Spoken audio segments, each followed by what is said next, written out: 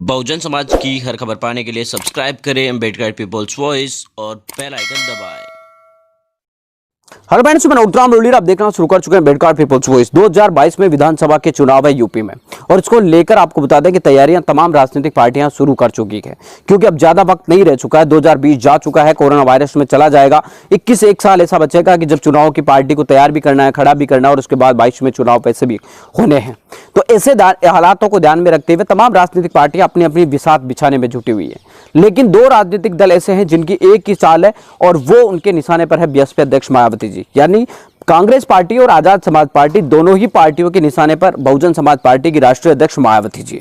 दोनों पार्टियों की जो चाल है वो सेम टू सेम चल रही है। आजाद समाज पार्टी हो या कांग्रेस पार्टी हो, दोनों ने मिल एक तरीके से आपको बता दें कि बीएसपी अध्यक्ष मायावती जी को टारगेट कर रखा है।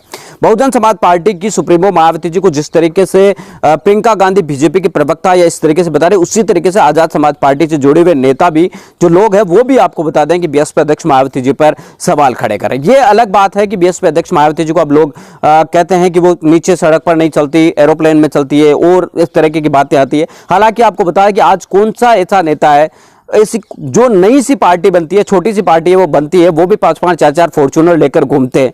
तो बहुजन समाज पार्टी की राष्ट्रीय अध्यक्ष तो कम से कम 4 बार मुख्यमंत्री रही है। जब 4 बार मुख्यमंत्री रही है तो उनके पास तो इतने संसाधन होने ही है। जिन नेताओं की अभी तक आपको बता दें कि पार्टी शुरू नहीं हुई है, उन नेताओं के पास भी 5-5 4-4 फॉर्च्यूनर गाड़ियां लेकर चलते हैं। वो भी पैदल चलते हैं, एससी की गाड़ी में चलते हैं, और वही नीचे उतर कर कहते हैं कि बहन जी जो है सड़कों पर नहीं चलती, बहन जी जो है हेलीकॉप्टर से आती है। तो यानी कि इस तरीके की बातें सामने आती रहती है। जबकि कांग्रेस पार्टी है वो लगातार ये कहती रही है कि बहुजन समाज पार्टी जो है कांग्रेस बीजेपी की प्रवक्ता बन चुकी है। ऐसा क्यों है? इसका कारण यह है कि बहुजन समाज पार्टी का जो वोट बैंक है वो हमेशा से एससी को मजबूत वोट बैंक माना जाता है। उसके अलावा जो बाकी जो वोट बैंक उसके साथ जुड़ता है वो अलग है, जिसमें एससी में भी खास तौर से जाटव जो वोट बैंक है वो बहुजन समाज पार्टी का कोर वोटर माना जाता रहा है।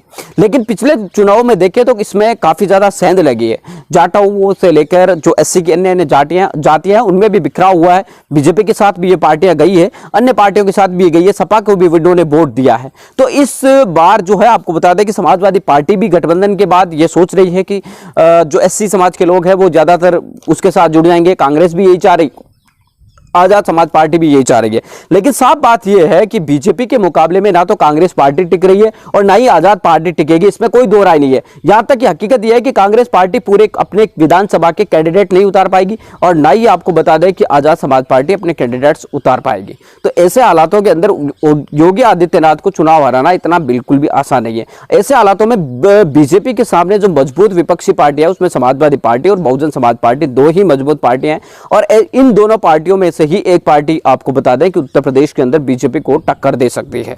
तो इन समीकरणों में बहुजन समाज को या खास तौर से इस चीज को समझने की जरूरत है कि आखिर जो है उनको किसके साथ जाने की जरूरत है, बसपा के साथ या सपा के साथ या कांग्रेस के साथ। लेकिन साफ तौर से यह है कि 90 के दशक 80 के दशक के बाद कांग्रेस पार्टी है उत्तर प्रदेश में विलुप्त हो चुकी है। कांग्रेस पार्टी जितनी हाव भाव करेगी, जितने कांग्रेस पार्टी के वोट पड़ेंगे, उतना ही बहुजन समाज पार्टी और समाजवादी पार्टी के लिए नुकसानदायक होगा। और ऐसा मैं नहीं कह रहा, बल्कि पिछले विधानसभा चुनाव के अंदर भी और अभी हाल ही में लोकसभा के चुनाव के अंदर भी इस चीज को साफ देखा गया है कि जितने वोट कांग्रेस पार्टी को मिलते हैं उतने ही वोटों से या उससे कम वोटों से ही बसपा और सपा के चुनाव कार्यकर्ता वहां से हारते और बीजेपी आराम से जीत जाते हैं। क्योंकि बहुजन समाज का जो वोट होता है वो तो सपा, बसपा, कांग्रेस और अन्य पार्टियों में बढ़ जाता है, जबकि बीजेपी का जो वोटर है वो एक तरफा उनके पक्ष में आता है। इस वजह से बीजेपी आराम से चुनाव निकाल लेती है और जीत जाती है। तो ऐसे हालात के अंदर बीएसपी अध्यक्ष मायावती जी क्या निर्णय लेती है, आगे क्या कुछ खास देखने को मिलता है, ये बहुत ज्यादा दिलचस्प होगा। क्योंकि 2022 के रणभेरी तो शुरू है एक तरीके से, और लगातार तमाम पार्टियां अपने अपनी गतिविधियों में अंजाम देने में जुटी हुई है। मिलेंगे इस नए वीडियो और अपडेटों के साथ, तब तक आपसे लेते विदा। लाइक कीजिए, कमेंट कीजिए, शेयर करना बिल्कुल ना भूलें। अगर आपको